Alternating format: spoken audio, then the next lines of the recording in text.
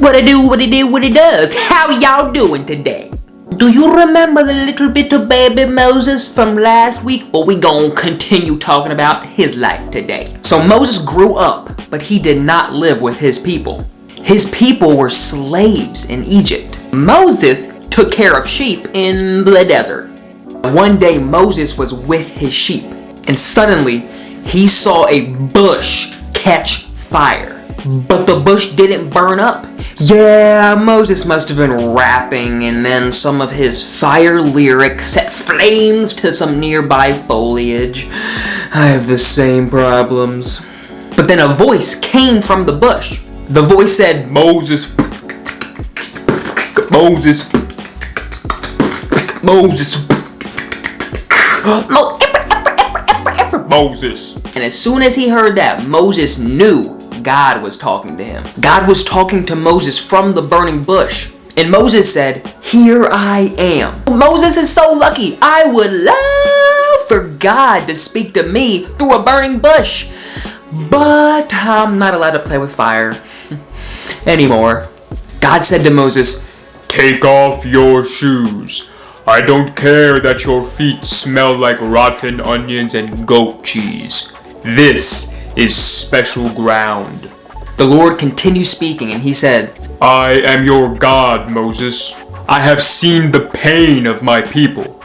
Go back to Egypt and tell Pharaoh to let the Israelites go, for I have a new land for them. That's a pretty strong message. No, listeners. God is the creator of heaven and of earth. He is amazing. He is the Alpha and He's the Omega. He is the beginning and He is the end. And He is also a grade A real estate agent. If He has new land for you, you better love it, not list it. Now Moses was worried. He said, God, how can I make Pharaoh let the people go? And God said, I will be with you to help. Now Moses was afraid. He said, well, what should I tell them? God answered, he said, tell them that I sent you. Even after all this, Moses was still afraid of what God was asking him to do. Moses pleaded, God, send someone else. I don't speak very well. Now Moses actually had a speech impediment, and so he wasn't very confident with talking in front of other people. Now people have speech impediments all the time.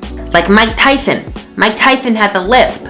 Now my brother used to not be able to say the letter R in any words. He would say like brother, sister, water. And people used to ask me if my brother was British. And I didn't know what a speech impediment was or that he had one. So I just told him yes. Now God did not like that Moses was downplaying himself. God said, I made your mouth, Moses. I will help you talk to people. And I am sending your brother Aaron to help you. Moses and Aaron tag team back again. So Moses and Aaron went to Egypt. And Moses was glad that he would have Aaron with him to help him do what God wanted him to do. Now I wonder when God was finished talking to Moses through the flaming bush, how did the fire go out? Did God send down a loogie from heaven like...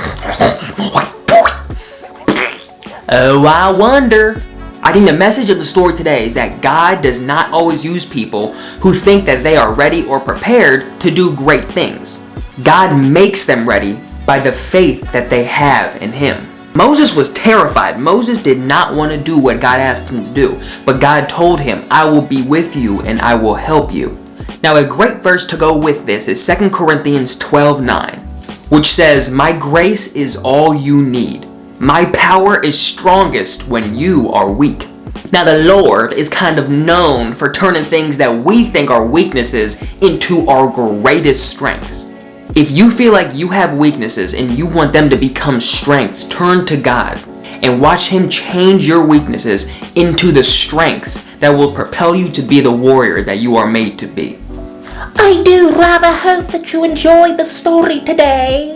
And I hope that you understood the message. The message being that God can change us. He can turn the things that we think are weaknesses into our greatest strengths as long as we are doing the will that He has planned for us.